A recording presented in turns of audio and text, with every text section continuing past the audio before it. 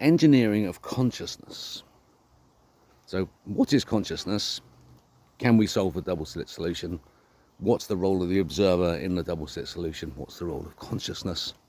What's the measurement problem? Okay? It's all the same thing. We don't understand consciousness. But we do. This is what's so frustrating. Some people on this planet, have worked out the science of consciousness, and they're using it to control the rest of us who don't know it. Our healing, our salvation is to know the information that they have, and then they can no longer use it to control us. And this is about the history of physics. And Alfred Pike, isn't it? The guy who in the 19th century wrote the script for what's going to happen. So that's the narrative that they're going to follow. And now you can drop in all the documents and the missteers and the misinformation and the disinformation at its proper points. And so 1861, Maxwell and the hexagonal force flow using a series of gears and wheels, a mechanical mechanism to describe force flow. So it's a mechanical analogy for surface tension. So the question is, how do you understand the surface tension of water, binding energy? A drop of water exists. Why? What holds that meniscus in shape? Why? Why is it more elastic on the outside than on the inside? And so understanding that is because it's in motion. Right? There's a different vector of vector potential on the surface of the water. Victor Levy, 1906. Okay? So you've got a very difficult to analyze sphere of water, binding energy. What is it? And Maxwell said, well, if we draw a hexagon inside it and imagine these gear wheels, we can align these points at these angles. We've got something really beautiful. We can analyze the energy ratios between the different points. So it's just an analogy. And Helmholtz at school, Helmholtz and this guy Carl Ludwig stepped in and said, no, you can't have that because you can't prove that's true. Unless you can prove that's true, you can't have it as a solution. And they issued a pledge. And that pledge effectively rules out an ether solution. So if you have a solution which assumes an ether, you can't prove it. You can't have it. It's illegal. And that's 1860. Right? So so they shut down Maxwell and drove him mad because he believed he was, what? How can I explain what I know if you won't let me have my analogy? Okay, so that's where the door was shut, 1860. Now, Max Planck comes along 1890 and does his dissertation and discovers the Planck's constant. Now, the Planck's constant is the sawtooth half of the wave of the expansion of the elastic of the planet. When you take the idea of a sphere of water, understanding its binding energy, and using whatever analogy you can choose, like the fixed speed of light relativity, for example, is just an analogy that you can use to analyze this surface tension. When you take an idea, you can suddenly see the expansion of the elastic of the planet. You just take, this is the idea of laminar. So you've got, take the planet and draw a circle. Draw another circle inside it, so drawing the shell of the planet, right? You've got your thickness, let's just say that's the tectonic plates. We're saying that's viscous. Inside we've got expansion forces. So we've got viscous surface over expansive forces. There's a line between the two, and that there's negative tension in the beyond the line that you've drawn. Yeah, so that the tectonic plates exist because there is negative tension of stretching, but that stretching has a velocity limit. You can't stretch it beyond it, it won't snap, but it does stretch. That stretch has a duration, and that duration is measured by Planck's constant. Okay, so now you have a sawtooth wave of Planck's constant is what he's discovered of the turning of the elastica. Right? So this is the magnetic mechanism that exists. You have the universe measured by the CMB, the cosmos, microwave background, a temperature inevitable. At the center, you have the north and south poles of that magnetic field that's created by that rotating object, but it's inside it because of its negative space inside. And so but the north and south poles don't meet because there is a duration of the sawtooth wave. That sawtooth wave of the expansion of the planet has a duration. And so when the north and south poles, the field has a duration when it tries to meet, it doesn't meet. So it goes there and it twists around itself and then rotates because of the twisting forces of the has a chirality. Although everything's anti-clockwise, the temperature has a right-hand resistance of chirality. And so that's the drag factor in this whole mechanism causing the twist at the center. And so it rotates clockwise, part of a clockwise rotation, tick, and arrow of time moves forward. Okay? And that's the magnetic mechanism. So you've got this sawtooth wave of a mechanism, and now you have the counter snap action. So you've got the rigid body instant. 1906, Victor Levy, under Alexander von Brill and Max Planck. Max Planck's moving up through the ranks now from 1890, this is 1906. He's Victor Levy, student of the year, with his dissertation on interim axis theorem and the rigid body, and the relationships in the rigid body and the interim axis. And he discovers that the living force, referencing Boltzmann's living force, the vis viva, as it currently is in existing cosmology via Berger's equation, the vis viva, the living force, has a twist in it, in which whenever work is done, always half the work is remaining to be done. And that half of the work is vector potential when you take it down to nth scale. So he proves that when you have, imagine two rigid bodies, one colliding into another, two fixed round balls sliding, banging into each other. The moment that they bang into each other, just before they hit each other, the vector potential exists within both bodies, and the bodies set themselves for the collision to occur, and then the motion changes, so that there is a change in speed without a change in position in vector potential nth scale surface of hydrogen binding energy. Victor Levy, 1906. So they've got it, right? So now they've got it. They've seen that that something happens before action happens. So there's energy, action, energy, action. They're seeing it, vector potential.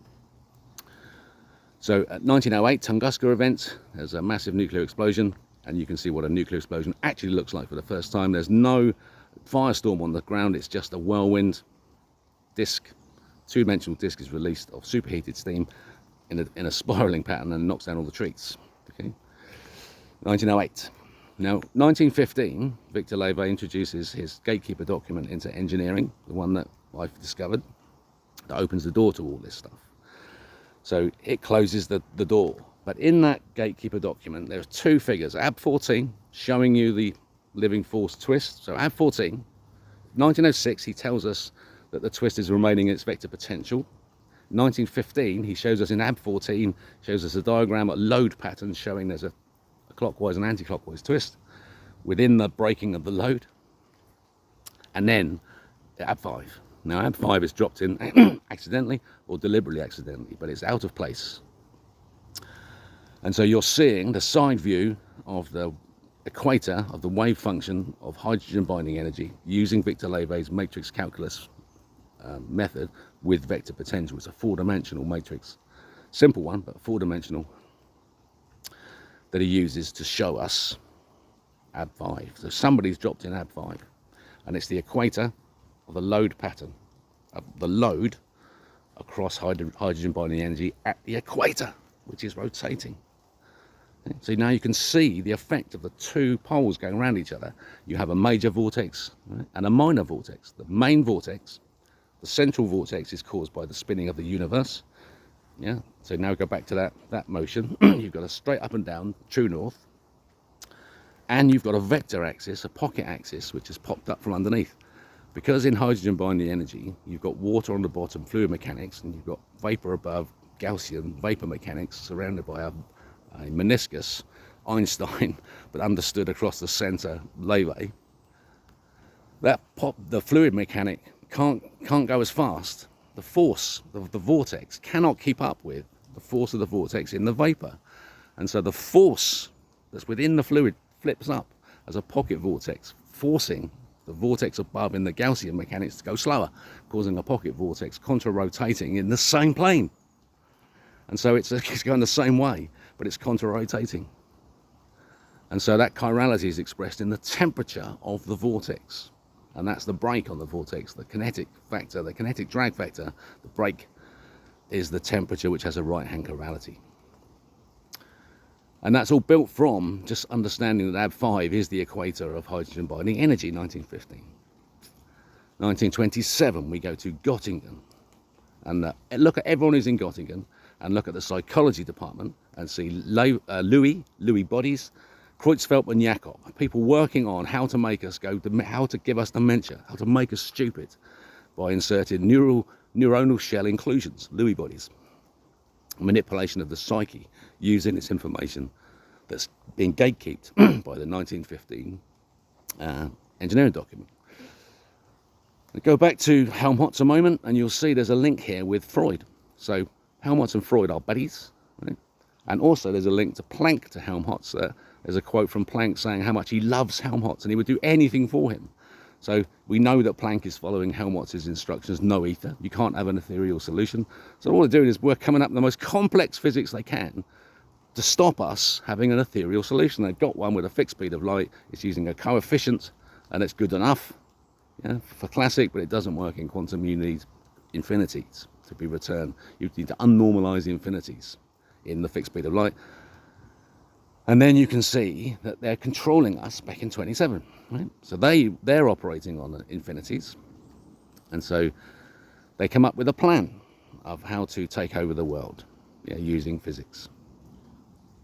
Move it forward. Where should we go? 1942. So we've seen the rise of Adolf Hitler at last. Someone, a war hero from Germany, has stepped into the Weimar Republic, said, this place is a fucking nightmare. Let's have an internal credit system. Let's help the actual German people who live here. Let's help them have a decent life. And bloody hell, he pulled it off, turned them into a superpower. But the bank said, no, you can't have that. And the Judea declared war on this German republic because it was the banks declaring war on independence. You're not allowed to be independent. That's the rule. And so they forced a war. They forced Hitler into a war, as they're forcing Putin into a war now. And so the whole purpose of the war in the Second World War was to get this atomic energy into the open so they could start using it. And then, so in 1942, the fucking massive story here behind it, but I won't go into it. 1942, Manhattan Project. There were people from 1927 Göttingen linked to Oppenheim. Oppenheimer is linked to 27 Göttingen. So there's your link straight through. Yeah. And then in 1942, the Portland Cement Association issued a first edition of circular concrete water tanks without pre-stressing.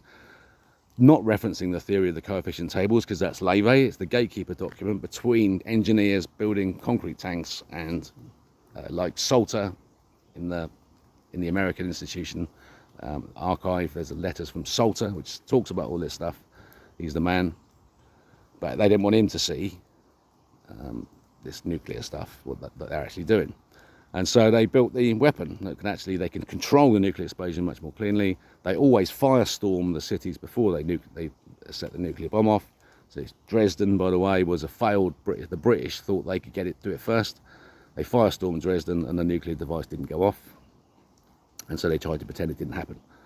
But it did happen. Yeah, liars. Britain, my poor country, what's been done to us? The lies we've believed. So, 42, here we go. Science of consciousness I was going, wasn't I?